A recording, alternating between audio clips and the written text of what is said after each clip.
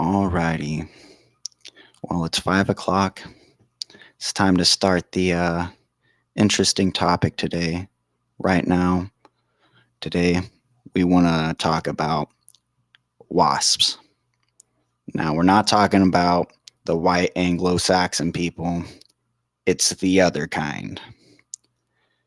We're all pretty familiar with these guys. I mean, they're everywhere. The most common species we know of is the paper wasp.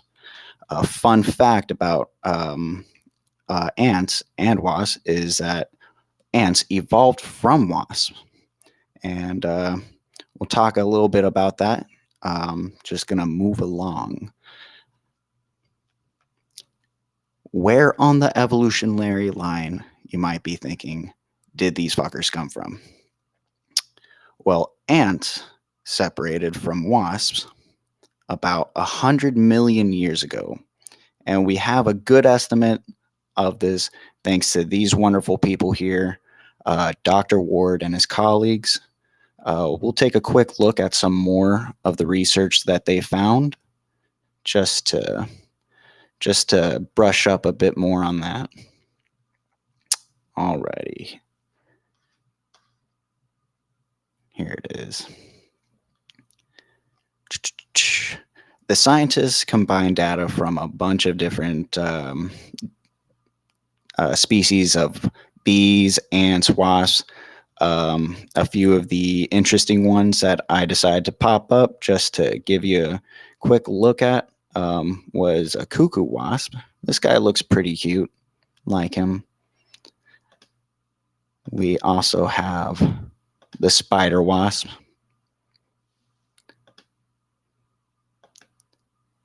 The Scolidae, and the mud dauber. And the mud dauber is actually the species that they believe is the main branch that ants came from. So I just want to go over that a bit more. I just thought that was always interesting to know that ants actually are evolved wasps. And it's all thanks to this guy. Now, mud daubers kind of gives you an idea that there are species of ground wasps. And that means you are not safe from above or below. You have no safety net from these guys. And you might be looking at this picture here and thinking, you already use that. Yes, here's my undeniable proof that these guys not only nest in the ground, but in a nest. Google. Several species of wasps nest and live in the ground, including digger wasps and cicada hawks. Let's take some more evidence of this. Some ground species of wasps that literally nest into the ground. You can see here we got the German yellow jacket. We got a European hornet. Let's keep those guys in mind. And we'll look at the nesting species of wasp. See, we got a German wasp, also known as the German yellow jacket, and the European hornet. So you are not safe anywhere you choose to come from. Moving on, if you want to see a new species of ground wasps other than the typical paper wasps that like to fly at you, bite your earlobes, fly down your shirt, how about these guys? These beautiful creatures are called cicada hawks, seekers of the screaming trees. I really wanted to find a video that showed the pupal stages of wasps, or at least this specific wasp, but it seems like there's a lack of information there. But let's get acquainted with cicadas, the food of these guys. Let's just take a break and watch this little clip. Might see an ad for a second.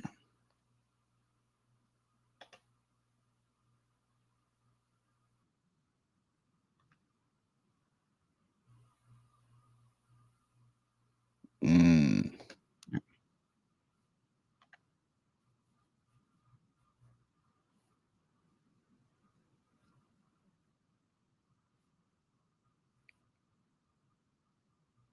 taking a second to bring that up.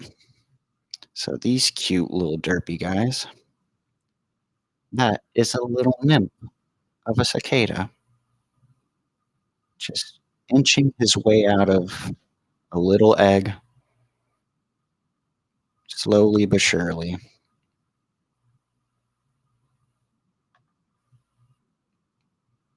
See its little pinchers, and eventually fall into the soil, find cracks and crevices, and burrow for about 7 to 13 years and come back.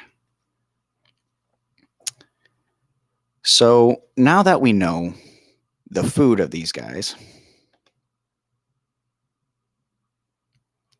let's take a quick idea of how they kill and use their food.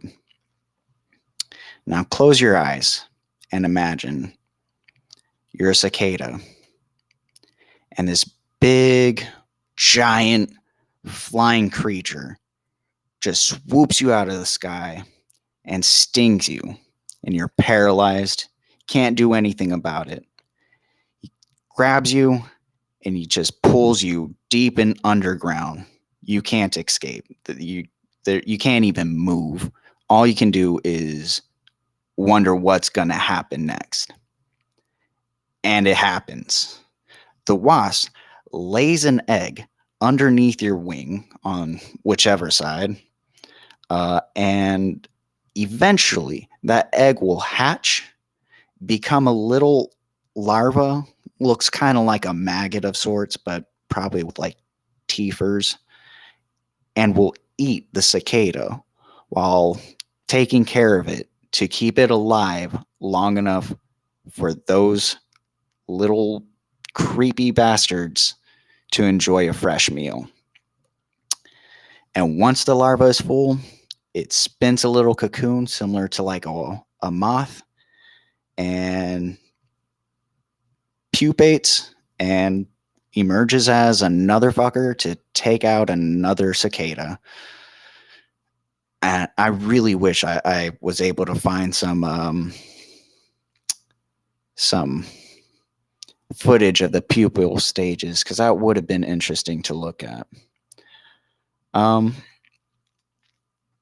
and yeah, so let's just move on from here and get to these beautiful guys. These guys are called velvet ants. Now, they're also known as cow killers. Remember how I said ants evolved from wasps? Well, this is not an ant, it's a wasp.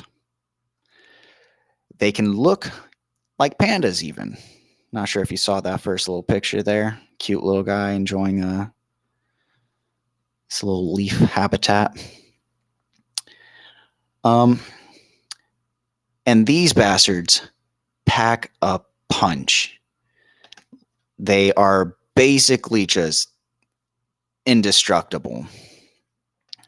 So not only do they have one of the worst stings known to entomology, they also release a secretion that wards more predators off.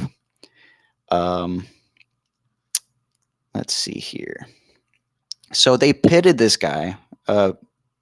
Some researchers pitted this guy up against many different predators and um, people that would want to eat general invertebrates, I guess, and tried to see what would happen if they just left it there. And out of most of the predators wouldn't even get it in their mouth, except for a single toad. And when he ate it, he stopped breathing for about 20 seconds and intentionally tried to regurgitate it. I'm not sure if it explains whether it survived after that, but stop breathing doesn't sound very good. Two shrews did manage to injure it, but that was after multiple attempts. Um, it's and this is mostly the female ant. Sorry, female wasp of this species. I guess the males are just big pussies. Uh, but moving on from here, we get to take a look at some more interesting stuff.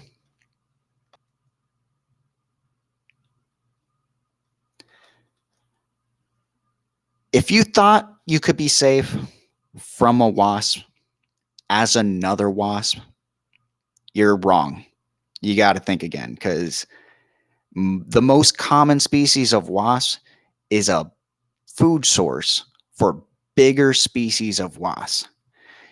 You'll meet the bald faced hornet and his older repressive cousin, the European bald faced hornet, respectively. Now, here's the bald faced hornet.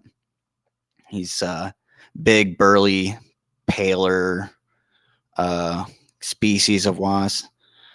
And this is the European. He's a little bit more brutish. He looks like he's just ready to attack anyone that looks at him wrong.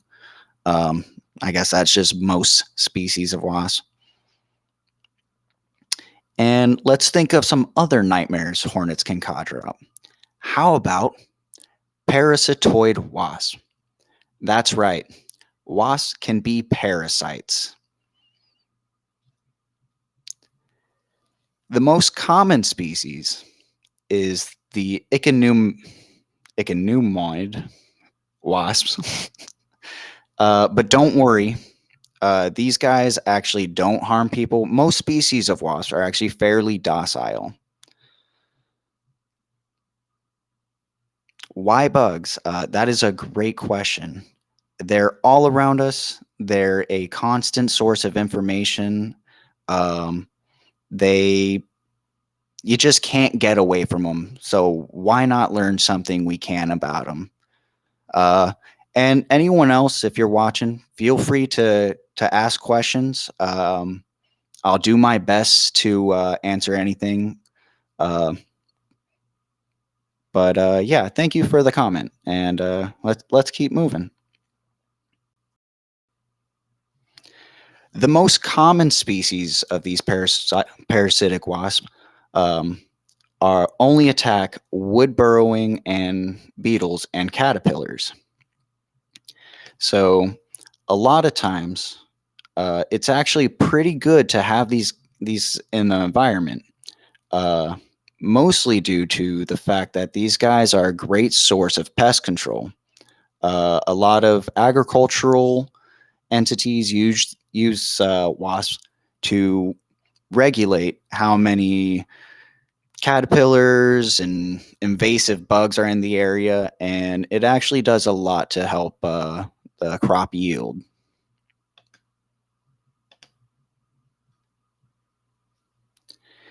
You might be thinking now, I have an idea. And it's probably that you can escape being attacked by a wasp by being a parasitoid wasp. And you're fucking wrong. You are wrong. Fuck you. Okay? Wasps don't care. Meet this guy, Lisbia nana. It's the classic middle finger to any that thought they could beat the cycle. They're called hyperparasitoids. Basically, they're a cracked out version of parasitoids that eat lesser cracked out parasitoids. Do I have any crazy bug stories? Um, not a whole lot that I feel a lot of people would be interested in. Most of my bug stories come from pest control, so they're typically disgusting. I would say the worst um, and I guess craziest thing that I had experienced, I was entering an apartment home and there wasn't really a whole lot of furniture around. Uh, the tenant actually told me that they got rid of it because they couldn't handle the issue that was going on. Um, but when I stepped in, the only furniture around was a lawn chair, one of those like flimsy, I don't know, you know what I'm talking about. Those flimsy lawn chairs that just kind of flop around, crappy material. And just stepping in, I can see lines of bed bugs crawling from every direction of the room and on this chair.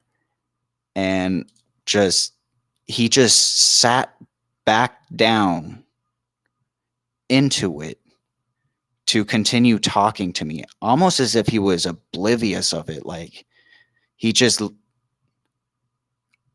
I don't know, he was just letting him eat him alive. It was the creepiest, most horrid scene that I had walked into. That is my craziest bug story, I guess. Um, take from that what you will. It has nothing to do with wasps. Uh, if you want me to my pest control experience to wasps, the most I can say, yeah, it was fucking disgusting. The most I can say is I get stung by a paper wasp at least 4 times a year. Um, so yeah, my experience with wasps aren't very good, but that's not to say that they're bad creatures. Wasps are actually very docile. They really only attack if they feel threatened. And like I said, I'm in pest control, so I'm destroying these fuckers left and right. And it's probably like I'm killing like maybe 17, probably a lot more than 7, probably like 50 or 60 before I get stung by one. Um, so I think that rations out to a decent amount before I get stung. It's manageable. And we'll get into the stings a bit later. I kind of regulate that with a bit of stupid mentality, and we'll get into that. So, Lizabia Nana, the classic middle finger. This guy is just, he doesn't give a shit if you're a parasitoid. So, what this guy does is he likes to find parasitoid wasps, or rather, he likes to find caterpillars that, of course, they're going to do that now. He likes to find caterpillars that are infested with larvae of parasitoid wasps. And then when they finally burst from the caterpillar and start their little mothy cocoon, which we talked about from other species earlier, it'll lay its eggs on top of those pupa. And those guys will just eat them and hatch and go find more. So if you think you could escape these guys by being a parasitoid, you're just absolutely fucked. In conclusion, we've been over it. If you want to get away, I would say the only possible place is possibly Antarctica. But even then, there's a surprising amount of life. With this amount of global population in Waso, there do come some benefits, and we'll talk about a few of them here. Like I said, they're a great source of pest control. Um, they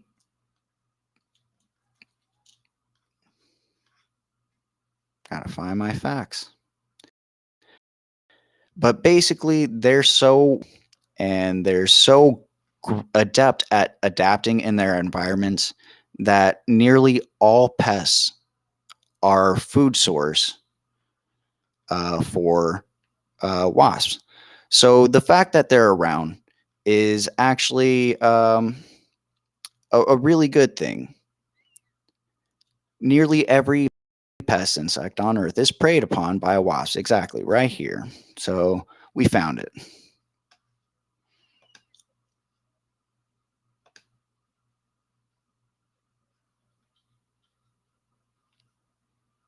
Here are some of the image sources, some info sources.